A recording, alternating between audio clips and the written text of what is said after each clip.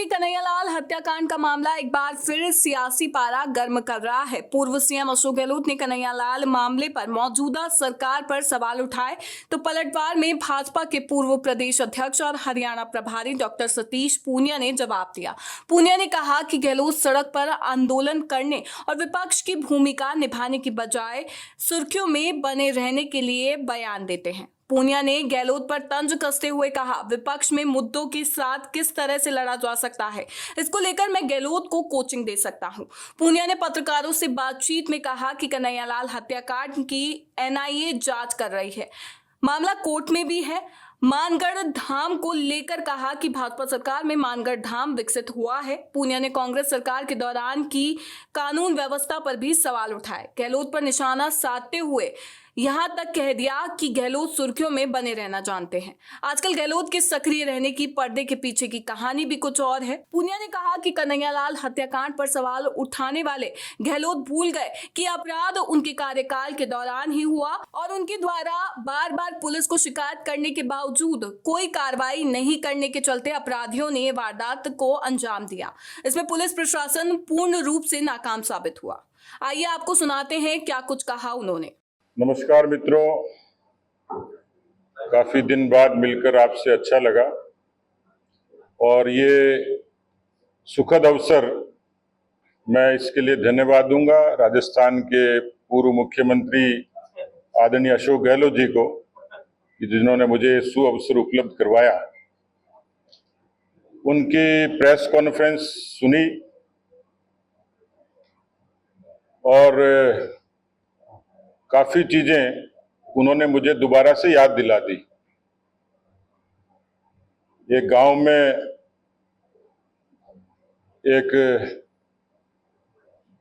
जुनूनी आदमी था, तो लोगों ने कहा कि भाई गांव में आग मत लगा देना। तो उसने कहा ये अच्छी बात याद दिलाई, अब तो लगाऊंगा ही। तो अशोक जी ने बातों बातों में कुछ गड़े मुर्दे उखाड़े हैं जिसका जिक्र मैं आगे करूंगा। एक तो उनके जीवन को जब मैं देखता हूं, मैं जब राजनीति में आया था तो मुझे भी लगभग 40 बरस हो जाएंगे और मेरे से भी बहुत पहले हैं, वरिष्ठ हैं। राजस्थान की राजनीति में इस पीढ़ी में तो मेरे ख्याल से जो सत्ता में बहुत लंबे समय तक रहे उनमें से वो शुमार है, शीर्ष पदों पर भी रहे। आज की प्रेस कॉन्फ्रेंस सुनी और मुझे पार्टी का हुक्म हुआ कि उनकी प्रेस कॉन्फ्रेंस को आपको काउंटर करना है। तो मेरी स्थिति वैसे ही हो गई कि जैसे एक सठियाए हुए ताऊ को भतीजा समझाने चले, क्योंकि उसमें कोई कंटेंट था ही नहीं। ये भी नहीं समझ में आया कि बुलाया क्यों, बताया क्या, निकला क्या। कुछ चीजें जरूर थी जो मेरे काम की चीज मैंने पकड़ी। उसमें उन्होंने कन्हैयालाल जी की घटना का जिक्र किया। दूसरा जिक्र उन्होंने कपासन की एक किसी सोशल मीडिया की पोस्ट को लेकर किसी युवक पर और हमले को लेकर किया। ये तो सामान्य बातें थी, लेकिन पर्दे के पीछे बहुत बड़ी बात कह गए वो, और आपने गौर किया कि नहीं किया मैं नहीं कह सकता। कन्हैयालाल जी की घटना के बारे में तो स्पष्ट है, ये खुद उन्होंने कहा, लेकिन ये घटना उन्हीं के कालखंड में हुई और उस घटना का जो पृष्ठभूमि थी उसके बारे में उनकी सरकार के दौरान पुलिस को कन्हैयालाल जी ने ये बार बार आग्रह किया था कि मुझे इस तरीके की धमकियां मिल रही हैं। उसकी परिणति ये हुई कि उनकी गर्दन काट के हत्या हुई, जो पूरे देश में सुर्खियों में आया। ये घटना राजस्थान की उस समय की सरकार की सबसे बड़ी नाकामी कानून व्यवस्था को लेके एक अपने आप में एक उदाहरण बन गया था। उसके बाद जो लोग थे, हत्यारे थे, उनको देवगढ़ और भीम में वहां की जनता ने घेर कर पकड़ा था। उस केस में एनआईए में चार्जशीट दाखिल हो गई और एनआईए जो कोर्ट है, अदालत है, वो उसकी सुनवाई कर रहा है। एक पक्ष तो ये आता है कि उन्होंने ये याद दिला दिया कि उन्हीं की सरकार के दौरान राजस्थान अपराधों में अव्वल था। हमने आंदोलन इसी बात का किया था, जनाक्रोश इसी बात की यात्रा निकाली थी कि 17 बलात्कार प्रतिदिन होते थे, 8 हत्याएं रोज होती थी। तो ये कानून व्यवस्था के मुद्दे पर पिछले जो इनकी सरकार के 18 से 23 के कालखंड में राजस्थान जैसे शांतिपूर्ण प्रदेश को जिस तरीके की कानून व्यवस्था झेलनी पड़ी थी वो भूल गए। सांप्रदायिक दंगे 10% ज्यादा हुए किसी अन्य सरकारों के मुकाबले, उसमें इजाफा हुआ। आपको भी स्मरण होगा कि करौली और जोधपुर के सांप्रदायिक दंगे अभी लोगों के जख्म मिटे नहीं है। ये वही सरकार थी जो ट्रांसपेरेंसी इंटरनेशनल ने उस समय रिपोर्ट की थी कि अपराध भ्रष्टाचार में नंबर 1 कोई सरकार है तो अशोक गहलोत जी की सरकार है। एक लंबी फहरिस्त है, अपराध, कानून व्यवस्था, भ्रष्टाचार, बेरोजगारी, पेपर लीक, ये सारे ऐसे मसले थे जिनके कारण उनको सत्ता से बाहर जाना पड़ा। अब उनको याद आ रही है, लेकिन मैं उनकी प्रेस कॉन्फ्रेंस से मुझे याद आता है, मैं पिछले कुछ वर्षों से उनको देखता हूं। फड़ी फोड़नी नहीं, हुक्म तोड़ना नहीं। कई निठल्ले लोग होते हैं, उनके बारे में कहा जाता है काम कुछ नहीं करना। जब वो अपोजिशन में होते हैं सिर्फ अखबार में कांग्रेस पार्टी को जिंदा रखते हैं, अपने आप को बनाए रखते हैं। एक आंदोलन उनके खाते में हो कि विपक्ष के नाते अशोक गहलोत जी ने कोई प्रखर आंदोलन की अगुवाई करी, ये पूरी कांग्रेस पार्टी की फितरत है। सत्ता से बाहर उनको सुहाता नहीं है, उनको तकलीफ होती है और इसलिए विपक्ष का धर्म क्या भूल जाते हैं। और इसलिए अपनी पार्टी को बयानों से उनको जिंदा रखना ये अच्छे से आता है। इस बात को तो मैं मानता हूं कि 5 साल अखबारों में ही रहेंगे, उनको सुर्खियों में बने रहना भी आता है। प्रधानमंत्री जी की विजिट हो रही है, कभी गृह मंत्री जी की विजिट से पहले ऐसी प्रेस कॉन्फ्रेंस करेंगे, कभी प्रधानमंत्री जी से। आपने इस प्रदेश को हर लिहाज से 4,71,000 करोड़ का कर्जा था, जितनी बाकी उनकी खूबियां मैंने बता दी, और भी बहुत लंबी फहरिस्त है। ऐसे ऐसे मसले हुए कानून व्यवस्था को लेके, थानागाजी के दुष्कर्म से की घटना से तो सरकार की शुरुआत हुई थी। कृष्णा वाल्मीकि की हत्या झालावाड़ में होती है, पूरे प्रदेश का एक दृश्य था कि जिसमें अनुसूचित जाति और जनजाति पर 18% अपराध ज्यादा हुए।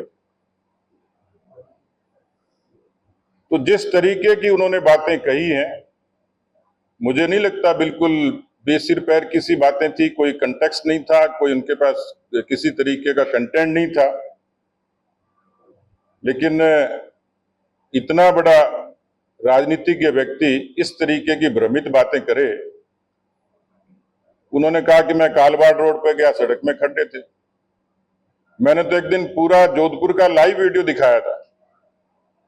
हालांकि अच्छी बात ये हुई थी कि उसके बाद उसमें फटाफट उन्होंने कहा कि दूसरा वीडियो है, उससे पहले इसका पैचवर्क कर दो।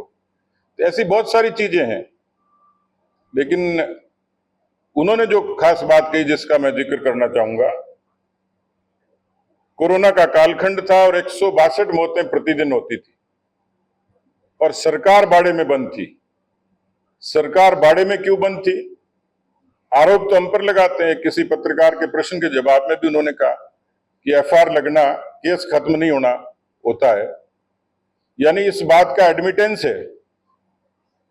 लेकिन ये पृष्ठभूमि, हमारे ऊपर तोहमत लगाते हैं, इल्जाम लगाएंगे, फिर बात करेंगे, लेकिन उनकी ही सरकार का नजरिया है, उनकी सरकार का ही घटनाक्रम है, उनकी पार्टी का ही घटनाक्रम है कि उन्हीं के सरकार के, उन्हीं की पीसीसी के चीफ और उन्हीं सरकार के उप मुख्यमंत्री को राजद्रोह जैसा मुकदमा दर्ज करना पड़ा। दुनिया की कोई सरकार इतने दिन बाड़े में नहीं रही होगी। कोरोना के उस दंश को राजस्थान की जनता ने कितनी विपरीत प्रतिकूलता में झेला है, इसलिए उन्होंने ठीक याद दिला दिया। मुझे लगता है कि कन्हैयालाल जी का तो बहाना है, पर वो बार बार उस 2020 की 22 की घटना को जरूर याद दिलाना चाहते हैं और अपनी ही पार्टी के लोगों पर कहीं पे निगाहें और कहीं पे निशाना, क्योंकि जिस तरीके की सक्रियता मैं देख रहा हूं उनकी, जिस तरीके के बयान है, तो हमारे ऊपर तो रस्म अदायगी है, लेकिन पर्दे के पीछे की कहानी कुछ और है। उनको आशंका है, असुरक्षा है, या उनकी रणनीति है, उनकी सियासत है, उस पर मैं टिप्पणी नहीं कर सकता। आने वाले समय में वो चीजें सामने आ जाएंगी। राजस्थान की और हिंदुस्तान की दोनों ही सरकारें 18 से 23 के कालखंड में देश की मोदी जी की सरकार ने राजस्थान को हर लिहाज से पूरे तरीके से विपरीत विचार की सरकार होते हुए भी जल जीवन मिशन से लेके प्रधानमंत्री किसान सम्मान निधि से लेके प्रधानमंत्री ग्राम सड़क योजना से लेके नेशनल हाईवे से लेके इन सब में प्रधानमंत्री गरीब कल्याण अन्न योजना से लेके कोविड से लेके और मजबूती से समर्थन और सपोर्ट दिया ताकि राजस्थान की जनता खुशहाल रहे। पूरे 5 साल तक जल जीवन मिशन की उस योजना को जनता के घर तक नहीं पहुंचाने दिया, षड्यंत्र किया, भ्रष्टाचार किया और इसी कारण उनके लोग जेलों में। ये वानगी है। सरकार के आने के बाद कई महीनों तक प्रधानमंत्री किसान सम्मान निधि का पैसा किसानों को इसलिए ट्रांसफर नहीं हुआ कि वो आंकड़े उन्होंने केंद्र सरकार को उपलब्ध नहीं करवाए। आज राजस्थान का 70 लाख किसान पीएम किसान का आनंद ले रहा है। राजस्थान में 40 लाख लोगों को प्रधानमंत्री गरीब कल्याण अन्न योजना का लाभ मिलता है। राजस्थान में 83 लाख शौचालय बने, यानी हर लिहाज से राजस्थान को ताकत और मजबूती मिली है। राजस्थान की मौजूदा सरकार भजनलाल जी के नेतृत्व में अच्छा काम कर रही है। अशोक गहलोत जी को शायद यह दर्द है कि भारतीय जनता पार्टी ने एक सामान्य परिवार के सामान्य कार्यकर्ता को मुख्यमंत्री बना दिया, क्योंकि वो मुख्यमंत्री पद पर अपना फंडामेंटल राइट समझते हैं, इस पर दूसरा कैसे आ जाए। तो वो सियासत उनकी पार्टी में हो सकती है कि दूसरे को नहीं आने देंगे। ये भारतीय जनता पार्टी है जो सबको अवसर देती है। मुझे लगता है कि मैंने बहुत सारी चीजें, उनकी बातें काफी लंबी थी, जो जवाब देने चाहिए थे वो स्पष्ट नहीं थे, कहीं मजाक में टाल दिए, कहीं नजरअंदाज कर दिए। तो मैं उन बातों पर तो नहीं जाऊंगा, लेकिन जो उन्होंने कही वो सामान्य सी बात थी कि कन्हैयालाल जी के प्रकरण से जुड़ी हुई जो बातें थी वो एनआईए की कोर्ट में है। एनआईए अपने आप में अदालत है।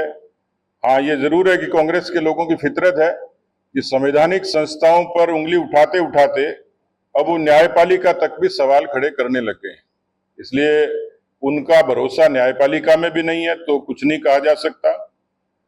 तो मैं समझता हूं कि उन्होंने जो शुरुआत करी थी और जो मैंने उनकी प्रेस कॉन्फ्रेंस सुनी, जो मुद्दे उठाए, मुझे कहीं दम नहीं लगा। ऐसा लगा कि 900 चूहे खा के बिल्ली चली हज को। कहीं कोई दम था नहीं कोई आरोपों में। खाली प्रधानमंत्री जी के आने से पहले प्रेस को एड्रेस करना सिर्फ मीडिया की सुर्खियां बटोरने भर था। धन्यवाद।